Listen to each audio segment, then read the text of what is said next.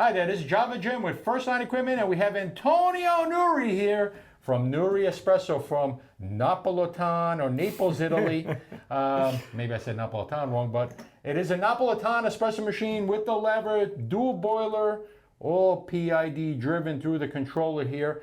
And what are we going to do today? We're going to make an espresso. But before we do that, Antonio is going to go over these paddles here and what they do and the capability of them. And then we're going to be using a little bit of the coffee that he brought here. We don't sell this currently, maybe in the future, just maybe. But this is his own specialty blend called Nuri Evolving Espresso, 100% Napolitan. So they grow the beans in Naples? Yeah, sure. Yeah. My garden, yeah. You didn't know that. In your garden? Wow. I pick up the beans and the roasters. That's why it's specialty. So warm in Italy, isn't it? In Naples, yeah.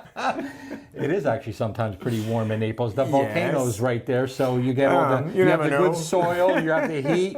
So very, very good. So explain to me, or as I say, explain to me, what's the right paddle do? So, and when do we use it? And then you use it. All right, so you have two paddles. I mean, look in the machine from the front, you have the right and the left. Correct. So what do we do with the right paddle? When the right paddle, you only push, all right?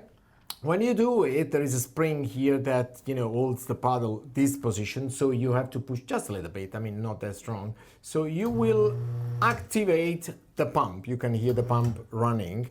And you will also start a timer. This is a short timer, so you know from the beginning how many seconds is your coffee, brewing. So let's reset the timer for a second. Okay, we put to 0 again. So to put 0, you put the left and pull that. Yeah. Okay. So I was saying that pushing the right paddle, you activate the pump. You open a solenoid valve which is on the back of the group pad. You can see, you have to open to see it.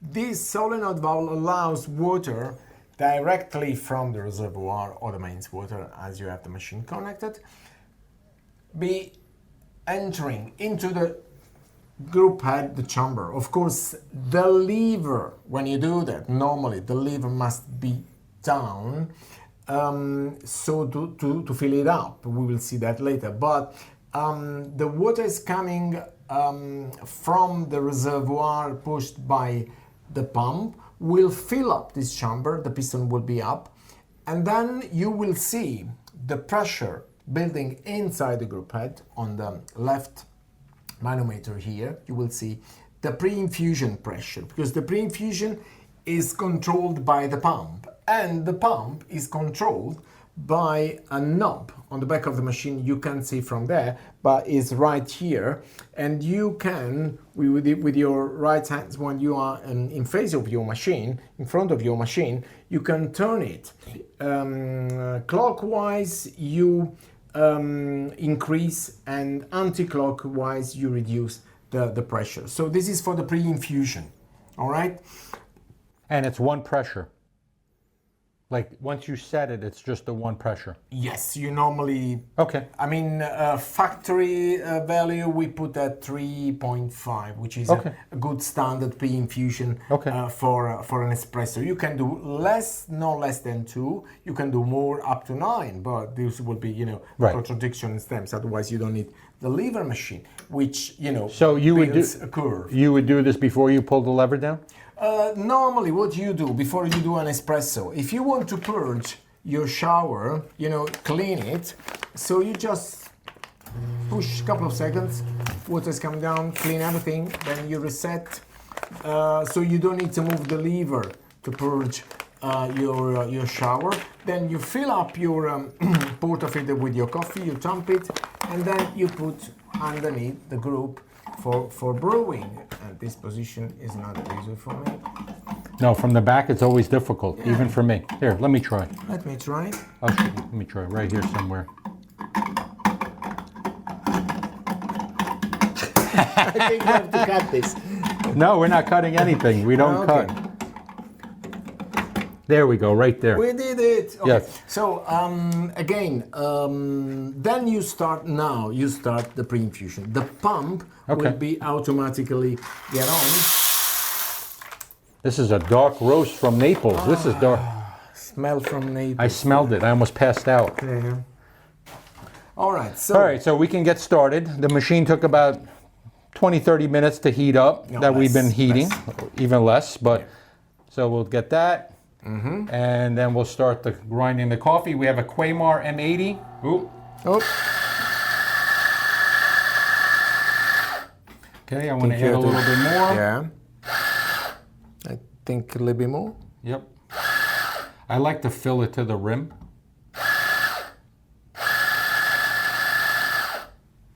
Okay, it's getting a little messy there. Typically, my rule of thumb is I like to fill the basket all the way. Okay.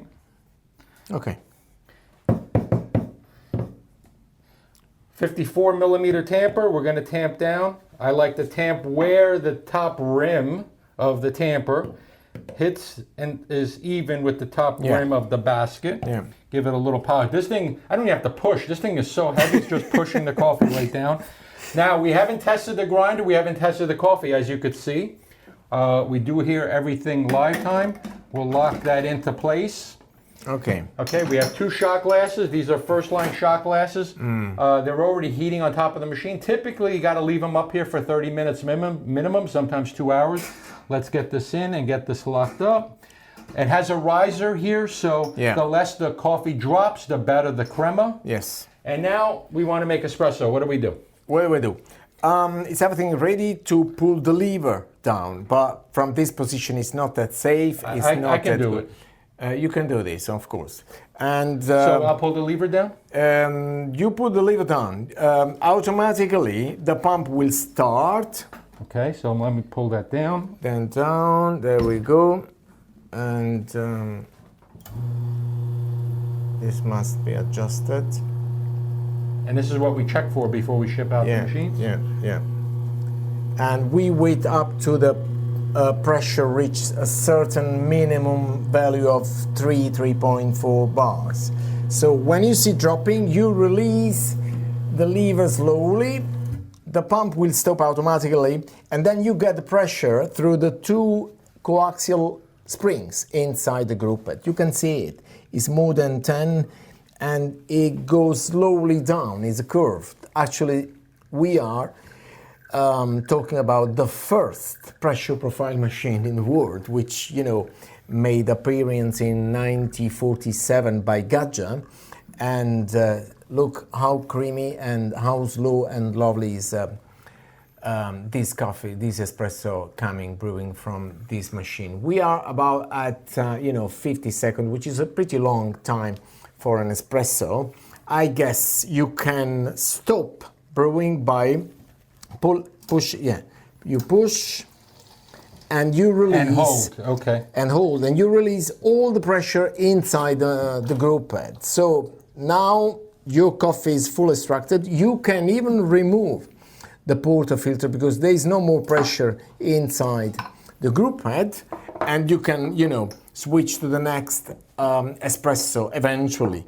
So, beviamo? Cheers. Salute. Salute.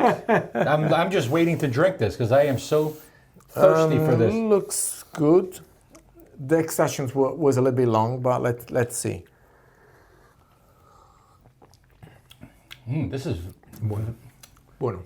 very, very sweet. It's not bitter at all. There is no bitterness for this dark coffee. Yes. There is absolutely no bitterness at all. And The body is very, strong and very but chocolate taste, caramel taste. sometimes even with pressure profiling, this shot was probably around 55, 60 seconds. And I have had tasted espresso shots at 110-second shots with very slow flow that have tasted phenomenal. This is up there. This is really, really good. And it's the coffee, but also the machine and the capabilities of the machine. I know you'll agree with me because it's your machine, but I'm actually impressed. Yeah, thank you. And normally over, let's say, 40 seconds, you already talk. I mean, in Italy, or about over extracted coffee. So, having such a good temperature control, having such a smooth curve of the pressure profile of the machine, I mean, this makes possible that even a 55 seconds extracted espresso, it's such good, not aggressive at all on not at all. I don't even want to make cappuccino. Yeah. So that's how you make an espresso with the machine. If you need to steam milk, you'll see some power here. There's some good steam power, commercial grade valves with joysticks. And another thing to remember for maintenance, we always recommend a couple things with the water valve. One is take out minimum 4 ounces out every week. That's to keep the boiler clean. But also, if you're going to use it to make tea or something else, take 4 ounces out at a time, let the pump refill the boiler and take out another 4 ounces. And the reason is, if you take out too much hot water, the machine may take longer for it to fill the boiler up, and it comes out faster through the hot water wand, which can cause damage. And this is not just this machine, it's any type of dual boiler or heat exchange machine. So we always recommend that 4 ounce limit once a week for maintenance to keep it clean, and also don't take out more than 4 ounces. I hope you enjoyed this video. We appreciate Antonio being here from Nuri to give us his coffee to taste. And it's actually pretty good coffee. And if you have any questions or comments, please ask down below. Sure. Thank you for watching. Please not only subscribe to our social media channels, but also share to show that you care. And as I always say, coffee first, everything else second. Take care. Coffee first, yes. Bye.